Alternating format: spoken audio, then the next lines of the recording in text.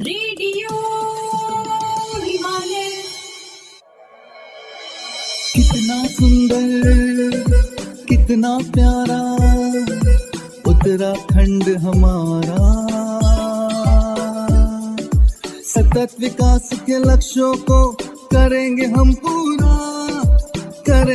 पूरा, ये संकल्प है हमारा, ये संकल्प है हमारा। Radio Himalaya. Institute for development support और गोविंद बल्लभ पंत राष्ट्रीय हिमालय पर्यावरण संस्थान की प्रस्तुति। संयुक्त राष्ट्र सतत विकास लक्ष्य एवं उत्तराखंड परिप्रेक्ष्य को समर्पित रेडियो श्रृंखला में आप सभी श्रोताओं का हार्दिक स्वागत है। मैं हूं जयप्रकाश पंवार जेपी और साथ में मैं हूं आशना कनियाल। प्यारे श्रोताओं, रेडियो हिमालय के पिछले अंकों में हमने संयुक्त राष्ट्र सतत विकास लक्ष्यों की उत्पत्ति और उससे जुड़ी ऐतिहासिक यात्रा से परिचय करवाया था और साथ ही उत्तराखंड में सतत विकास लक्ष्यों की स्थिति, परिस्थिति और प्रगति की कहानी से भी रूबरू करवाया था। आज के इस अंक में हम सतत विकास लक्ष्यों के 10वें लक्ष्य यानी असमानता में कमी विषय को उत्तराखंड राज्य के परिप्रेक्ष्य में जानने का प्रयास करेंगे।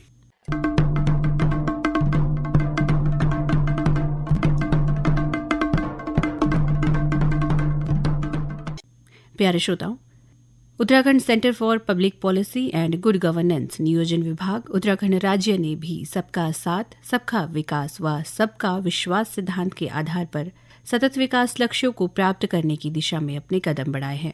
10वां लक्ष्य असमानता में कमी लाना है, अर्थात उत्तराखंड राज्य में आबादी के निचले पायदान के 40% लोगों की आय को राज्य की औसत आय के सापेक्ष बढ़ाना है। उत्तराखंड राज्य में हर उम्र, लिंग, निःशक्त, प्रजाति, मूल धर्म अथवा आर्थिकी व अन्य स्थिति के लोगों को सामाजिक, आर्थिक व राजनीतिक रूप से सशक्त बनाना, भेदभाव परक कानूनों, नीतियों व व्यवहारों को समाप्त कर उपयुक्त विधान, नीतियों का कार्यान्वयन करते हुए आय की असमानता को दूर कर भेदभाव को दूर करना है।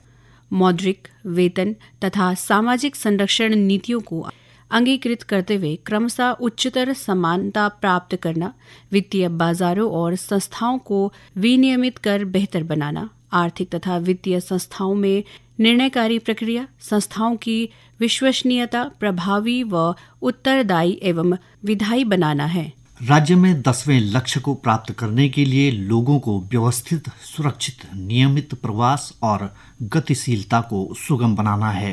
प्यारे श्रोताओं, Uttarakhand centre for public policy and good governance नियोजन विभाग ने इन लक्ष्यों को प्राप्त करने के लिए कुछ महत्वपूर्ण संकेतकों को तय किया है, जिससे लक्ष्य की प्रगति का आकलन किया जा सके। लक्ष्य का आकलन अनुसूचित जाति उपयोजना में बजट उपयोग का प्रतिशत, अनुसूचित जनजाति उपयोजना में बजट उपयोग के प्रतिशत से प्रगति का आकलन किया जा रहा है।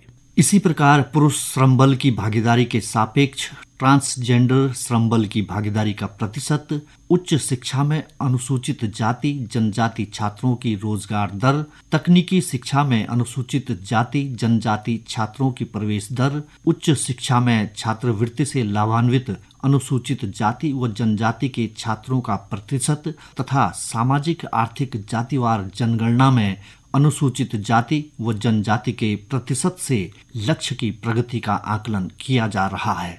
रेडियो हिमालय। तुम्हारा हाथ वे सकलो,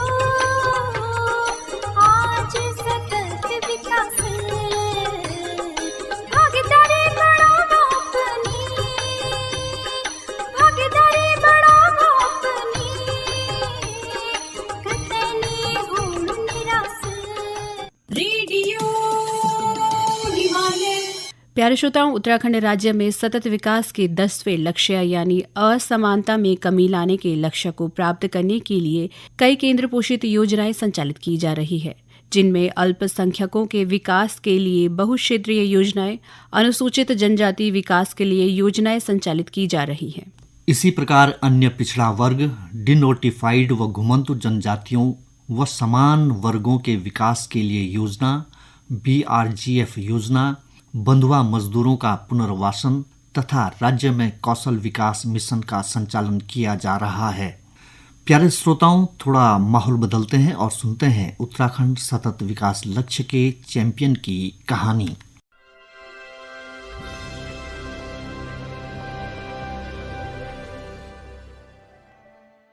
उत्तराखंड के कुमाऊं क्षेत्र में national association for the blind NAB को उत्तराखंड की राज्य इकाई के रूप में पंजीकृत किया गया ताकि 2003 में दृष्टि बाधितों के लिए आवासीय सुविधा केंद्र की स्थापना की जा सके। जब मेरे आंखों में चोट लगी तो धीरे धीरे मेरी रोशनी गुम होती जा रही थी कि मेरे को लगा कि अब मैं अपनी जिंदगी में कुछ नहीं कर सकता हूँ। स्थापना के बाद से छात्र अपनी रुचि के आधार पर विभिन्न कौशल सीखते आ रहे हैं और दृष्टि बाधित छात्रों के परिवारों को प्रत्यक्ष और अप्रत्यक्ष रूप से लाभ पहुंचा है। हमारी ट्रेनिंग यही रहती है बच्चों को कैसे हमने इन्वॉल्व करना है उस सब चीज़ों में, और जब एक बार वो इस पर एक्टिवली पार्टिसिपेट करने लगता है तो वो उसके बाद इजीली सब चीज़ अपने सारी एक्टिविटी जो उसकी हॉबीज़ हैं उसके अकॉर्डिंगली हम उसे बताते हैं कि अच्छा ये बच्चा इस चीज़ में ज़्यादा इंटरेस्ट है।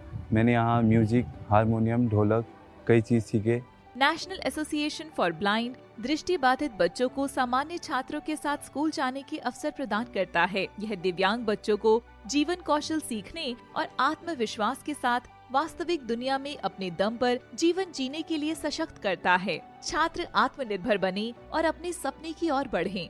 जैसे कि अगर बच्चे कुछ पढ़ना ब्रेल वगैरह में सीख चुके हैं तो हम कुछ डिक्टेशन वर्ड्स डिक्टेशन के लिए क्या कहते हैं उन ब्रेल सीखी, फिर उसके बाद मैं प्रिंट करने लगी और टेलर फ्रेम में मैथ्स सीखा और ब्रेल भी करी। हमें ब्रेल मैम ने सिखाई थी। जो टीचर्स हैं वो हमें पढ़ाने में बहुत सपोर्ट करती हैं। नेशनल एसोसिएशन फॉर ब्लाइंड जीवन कौशल प्रदान करके और दिव्यांग बच्चों के लिए समानता के अवसर बनाकर SDG सतत विकास लक्ष्य 10 की प्राप्ति की दिशा में अग्रसर है। क्योंकि हमारा उद्देश्य ही केवल इनके अधिकारों की रक्षा करना है, इनको इनके अधिकार दिलाना है। हम चाहते हैं कि उत्तराखंड प्रदेश का कोई भी दृष्टिबाधित या अन्य दिव्यांग विद्यार्थी घरों में न बैठे।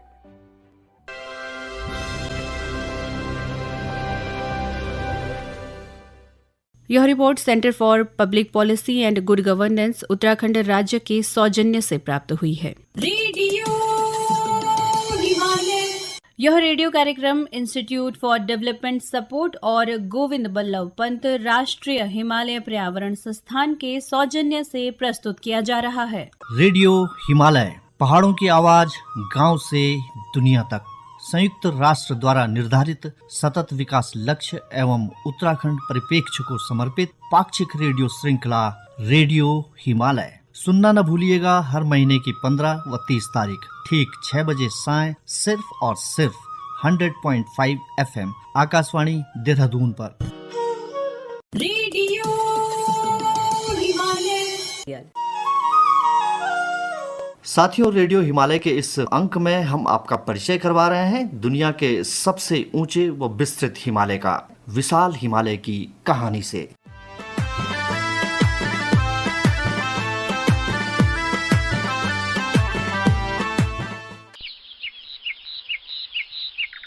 मैं हिमालय हूँ, महान हिमालय या हिमाद्री, हिम और आलय से बना हिम का घर। मैं छोटा सा बच्चा हूँ या तरुण भी कह सकते हैं, पर मैं जब भी आपको देखता हूँ तो आप उससे भी ज़्यादा ऊंचे, जरूरी और जीवन से भरे लगते हैं, विशाल से भी बड़े। क्या जानना है तुम्हें? आपकी उत्पत्ति पहले यही बता दो। मुझ में है गंगोत्री और यमुनोत्री, पवित्र गंगा और यमुना। वेदों की रचना यही हुई है और मेरा उल्लेख रामायण और महाभारत सहित विभिन्न ग्रंथों में मिलता है। तो कैसे हुई उत्पत्ति? हुआ ये कि यूरेशिया पहाड़ी से इंडो ऑस्ट्रेलियन पहाड़ी टकराई और बीच से उभरा और उत्पन्न हुआ मैं।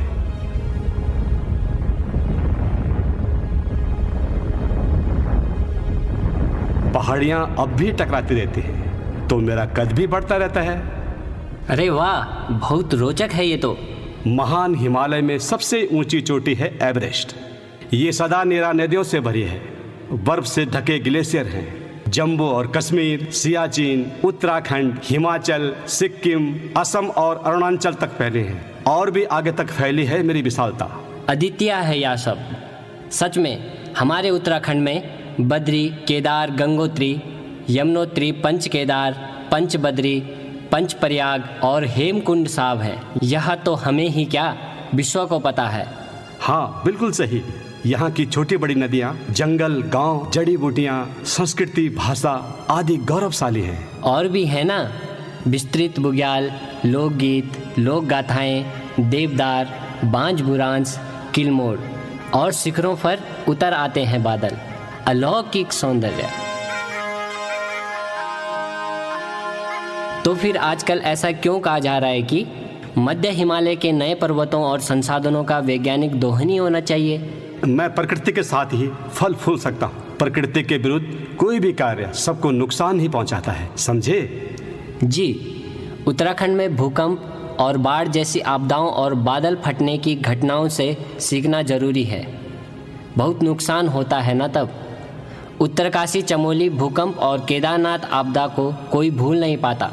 बिल्कुल होता है नुकसान। जल, जंगल और जमीन को बनाए रखे और बचाए रखना चाहिए। जंगलों को कटने से बचाना जरूरी है और विकास भी जरूरी है ना। छोटी छोटी जल विद्युत परियोजनाओं से खुशहाली आ सकती है ना। सही कहा।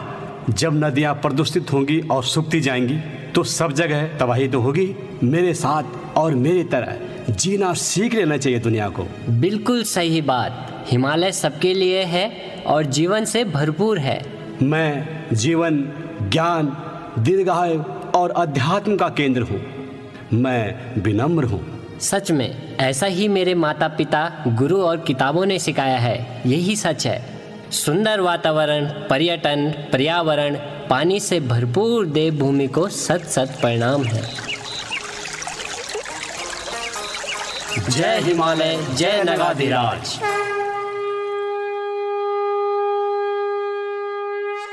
श्रोताओं के पत्र।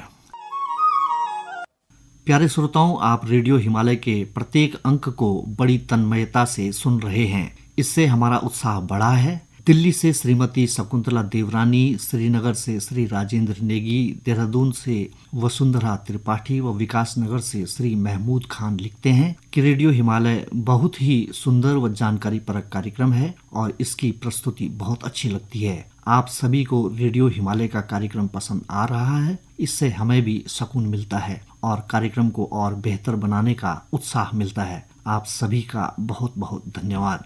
हैदराबाद से श्रीमती भावना भंडारी, तिलवाड़ा रुद्रप्रयाग से श्री महावीर जगवान, देहरादून से श्रीमती रेखा उनियाल, दिल्ली से श्री जगमोहन जयाड़ा लिखते हैं कि रेडियो हिमालय का यह प्रयास बहुत ही महत्वपूर्ण है। यह एक अभिन्न पहल है। रेडियो हिमालय का प्रतिनिधित्व कर रहा है। आपको कार्यक्रम पसंद आ रहा है। आप सभी का हृदय से आभार। अगस्तमुनि से श्री अनुसुईया प्रसाद मलासी, श्रीनगर से श्री पुष्कर सिंह चौहान, देहरादून से श्री सुरेश खंडुड़ी, श्रीमती सुधा सेमवाल, श्री सुभाष ममगाई और डॉक्टर विनय नौटियाल जी ने भी बधाई व अपनी शुभकामनाएं प्रेषित की हैं। आप सभी श्रोताओं का बहुत बहुत आभार व धन्यवाद। प्यारे श्रोताओं, आपको रेडियो हिमालय का यह कार्यक्रम कैसा लग रहा है? अपनी प्रतिक्रियाओं से हमें जरूर अवगत करवाएं। संयुक्त राष्ट्र सतत विकास लक्ष्य एवं उत्तराखंड परिप्रेक्ष्य के विषय को लेकर आप अपनी मौलिक कविताएं, स्लोगन, लेख, कहानी, नाटक या विचार हमें ईमेल और व्हाट्सएप के माध्यम से भेज सकते हैं। आपकी बेहतरीन रचनाओं को पुरस्कृत भी किया जाएगा। आप हमें अपनी प्रतिक्रियाएं और रचनाएं radiohimalay@gmail.com और व्हाट्सएप नंबर 8979037576 पर भेज सकते हैं। रेडियो कार्यक्रम की सहलेखक और समन्वयक थी दीपा। शोध, लेख और निर्देशक थे Jayprakash Pawar JP. Media partner channel mountain और आकाशवाणी देहरादून। प्रस्तुति इंस्टीट्यूट फॉर डेवलपमेंट सपोर्ट और गोविंद बल्लभ पंत, राष्ट्रीय हिमालय पर्यावरण संस्थान, अल्मोड़ा, उत्तराखंड। प्यारे श्रोताओं, रेडियो हिमालय का आज का अंक अब यहीं पर समाप्त होता है। मुझे यानी आशना कंडियाल और जयप्रकाश पवार जेपी को आज्ञा दें। नमस्कार। कितना सुंदर, कितना प्यारा उत्तराखंड हमारा।